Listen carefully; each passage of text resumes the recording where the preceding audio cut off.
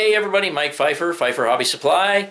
We're going to do update 118 tonight, and I am one happy camper. I hope you enjoy what you see, and let's get into it. Hey everybody, I forgot to mention I'm selling a bunch of, it's actually new stuff from an estate, and it's on the website under vintage items. So it's not under used. I have some stuff that is used, but it's not on there yet. But go to the vintage item page, and you might get some good deals on some things you're looking for. New stuff on there almost every other day or so, as quickly as I can get all this stuff on here. But I would appreciate it if you go there, take a look, see if there's anything you need. Okay, I have one camera system out here. This was working, and I had this one on the Helix, but I can't seem to get it to function out here. I don't know. I'm going to have to look at the book and see what I'm doing wrong. But anyway, that's one of them. Okay, I got my catch cloth all under here. It's split in two pieces right there so that I can drop down one side or the other. It's stapled along the sides over here, but hooked on the front so I can drop it. Let's see, what else can I tell you? You can see right there hanging is a video camera. I have that one, and I have a whole crap load of cable which I can put up here somewhere. Not sure exactly what I'm going to do with it yet. I don't know if I want it on this loop or if I want it down that track, because I think I can see anything coming on that track or anything that's happening with the other camera at the other end. This up here, whoops, wait a minute. This up here, I guess we'll just have to take our chances. I'm not sure. But anyway, let me show you what else. Okay, I have my Dremel tool down here. You can see the little monitor down there. Of course, that camera's pointing right up in the air. But anyway, you can see that there's two views, and it just shuffles between views. That camera is the two cameras are working. Let me stand up. If you look at this track right here, you can see I have the insulators in. I also have hot glue dabbed on the track, and that track is mounted in place now. I do not have holes drilled down through for the turnout wires. Not exactly sure what I'm going to do there yet, but nevertheless, I have the feeders in. Let me take you under here. I've got 4 feeders here going to the 2 mains in the yard. I have feeders right there that feed. They're not tied up yet, but they feed the track that goes down the hill. And somewhere right down there in the middle of the screen, you can see a feeder hanging. That feeder feeds the loop. Now, I didn't want to put cloth down here, so I found these plastic strips right here, these white plastic strips. And once I get done with some more work down here today, hopefully, I'm going to tack one of those up along the track here, and I'm hoping to use the majority of the other one around the loop down at the other end. But I also, like I showed you, I have my Dremel tool here to cut the bottoms off of those brackets. And I'm probably going to remount that speaker as long as I'm under here with some screws and stuff to mount that little camera right there. Let's see what we can do here. Oh, my birds are making all kinds of noise under here.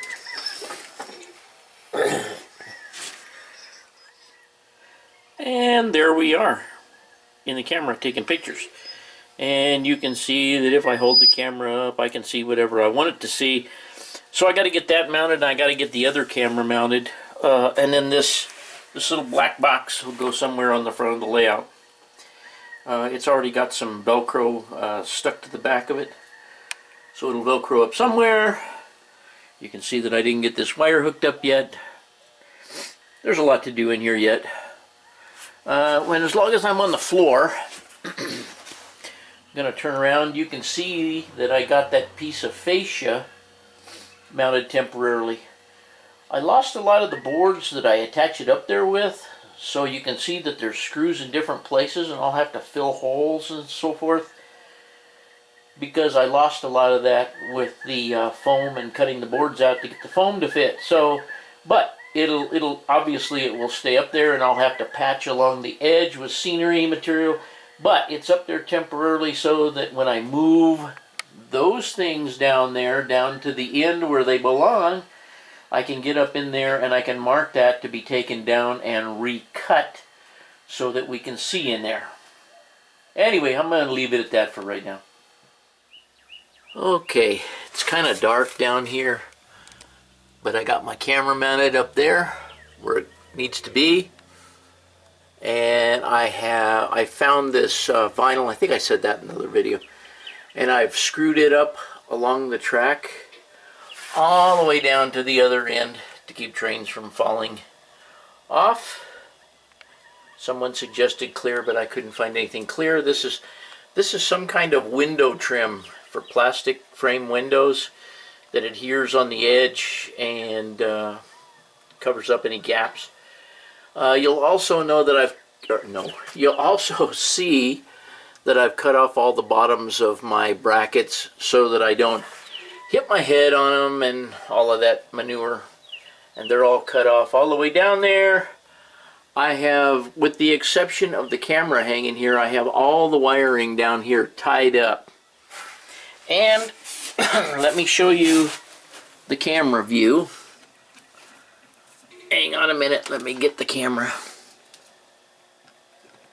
There's the camera view that we see.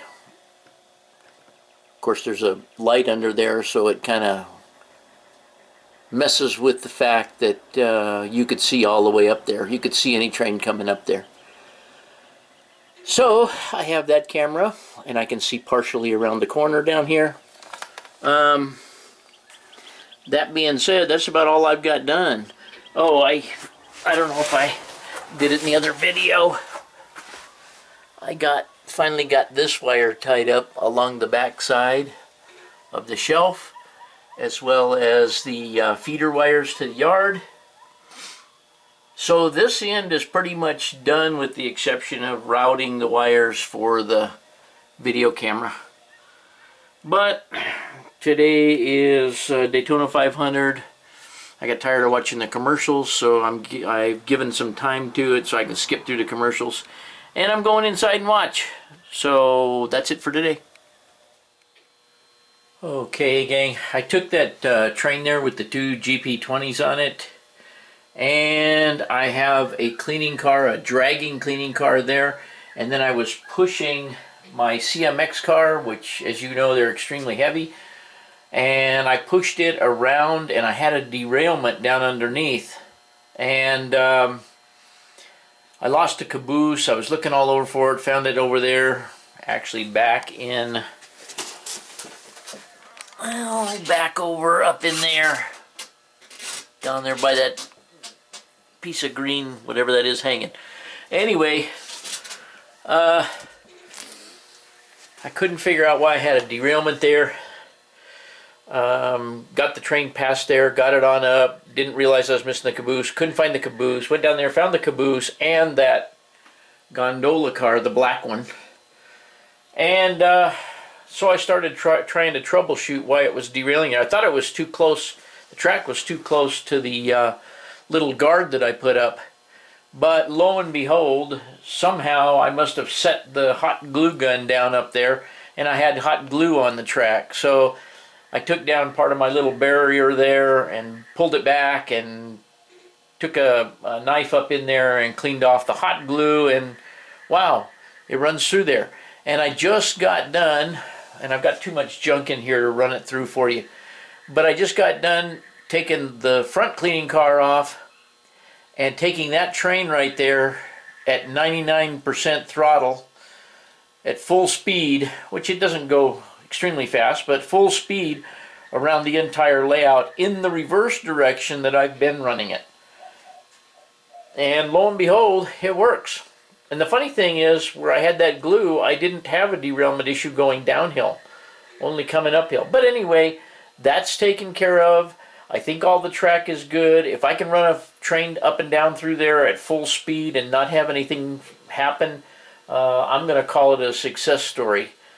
So I'm going to wrap this up for this evening.